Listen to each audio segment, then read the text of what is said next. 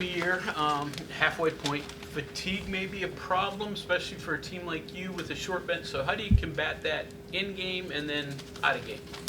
Yeah, in game, it's not a problem. We won't let it be.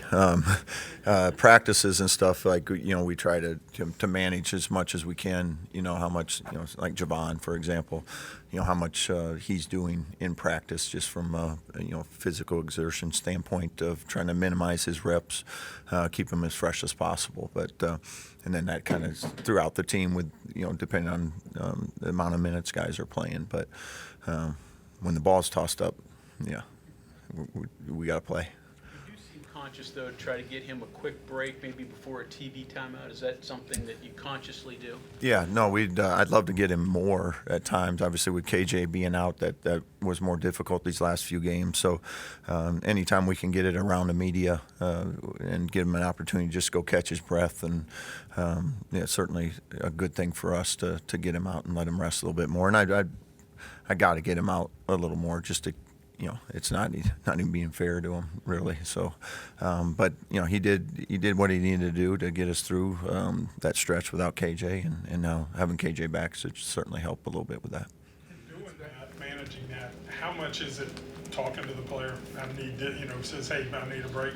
How much do you rely on the data that you get from the trackers and all those things? It's mostly the player, and then just our own feel. But I'm sometimes I'll ask them.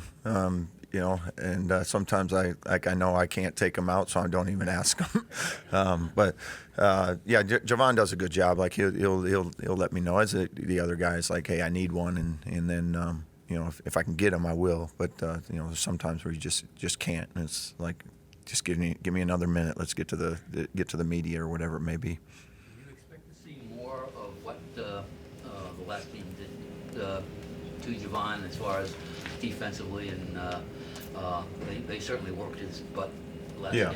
Yeah, and that's like with Houston, that's what they do to everybody. So it wasn't specific to just Javon. That's kind of their team defense and how they play. But I think you've seen it, to your point, throughout the year. Like Javon's going to get a lot of attention coming off of ball screens.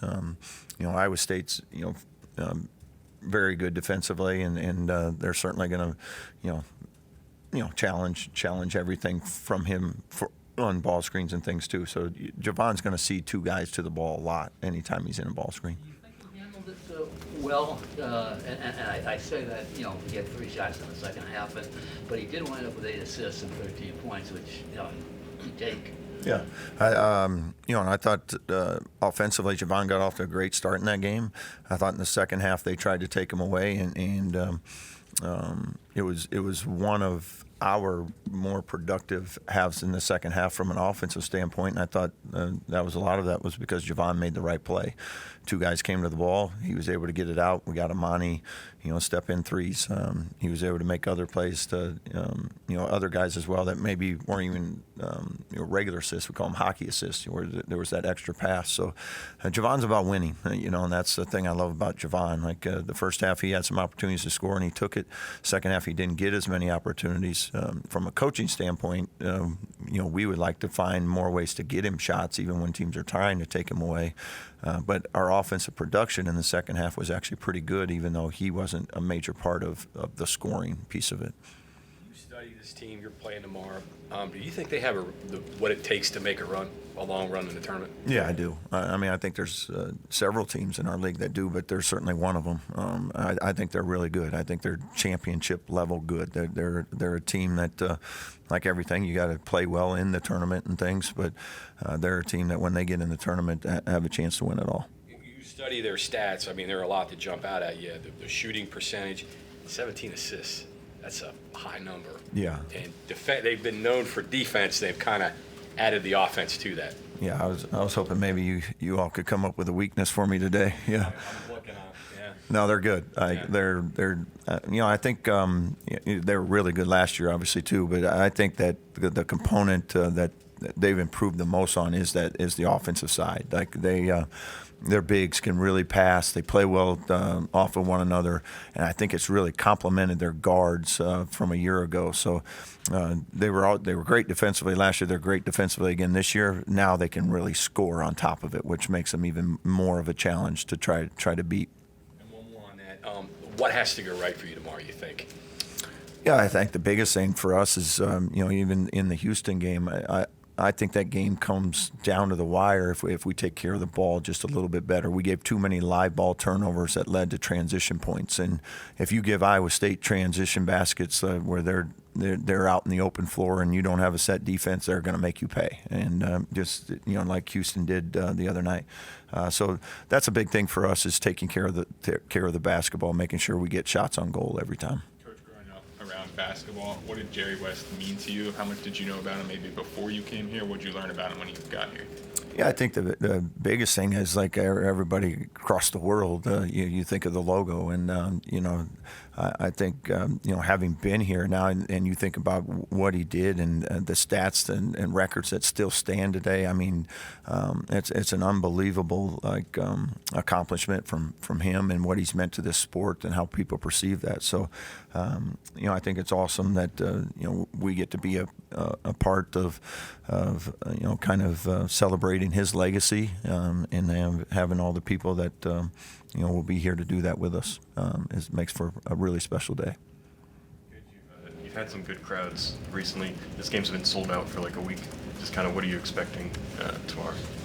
Yeah, I'm expecting this place to be rocking. I mean, that's our reputation as a fan base. The Coliseum is really highly thought of across the basketball world. Even when I was looking, at what's this job about and things, that's the first thing that comes out from almost everybody is Big 12 play. That place is legit. From a fan standpoint, and has an impact on games. So I'm really excited to feel that. The students are back. It's sold out, and I can't wait for that energy and to fill the arena tomorrow. Going back to Jerry West for a second, are you able to teach this team about Jerry a little bit? Because obviously, just like yourself, everyone pretty much is new to WVU this year. So did you talk to them about Jerry West before this game, or is that just something you have to put aside when you've got the number 2 team in the country coming in? No, I think it's something we'll talk about even today. Of hey, here's what we have going. Here's the people that are coming into town for it. They're younger guys, and they're not going to remember him as a player. But like I said before, everybody knows who Jerry West is because of the logo, and so everybody can understand and appreciate what he's meant to the sport of basketball. Going off the past, I remember when you were talking about going into the big game, Kansas game, about how balanced those teams were. I'm wondering if Iowa State might be the most balanced team you've faced this year, and how do you decide from the coaching standpoint who to help off of and stuff like that? Because I can't imagine those are easy decisions with a team like Iowa State. Yeah, as you mentioned, they're if they're not the best, they're one of the best or most balanced teams out there in terms of the ways that they can score and beat you, and that's what's I think really elevated them to another level this year. It's like there's a lot of hard decisions to make, from a defensive side of it. Of like, can't take away everything, so you got to pick something, and then have a plan B as well. If that's not working, all right, let's go to this. But they present those challenges. I think the biggest thing is you got to compete at every position to make things as difficult as possible. Similar to our game the other night, when you make a mistake, they capitalize on it. So you got to make as few mistakes as possible. You're never going to play a perfect game, but making as few of those mistakes as you can is going to be really important. On their part, what do you think? 7, 8 guys who could legitimately score double figures any game? I mean, how deep do they go, do you think? Yeah, I mean they're starting 5. I mean, Jones started the last game. I mean, he was in Big 12 play. I think he was averaging 21 points a game coming off the bench. I mean, that's kind of nice, But they're those 5 for sure. Now that Jones is in that starting lineup, they can fill it up in a hurry. And I just think they just all come in and they all play well together. I don't think they care who scores, who doesn't score. They play to win, and they do a great job. TJ's done an incredible job of building that culture up to where they're not about stats. They're about winning, and they play that way. Q got hurt. obviously you don't feel sorry for him because you're dealing with your own deal, but what did they lack with him out of there that he was giving them? What are they missing there?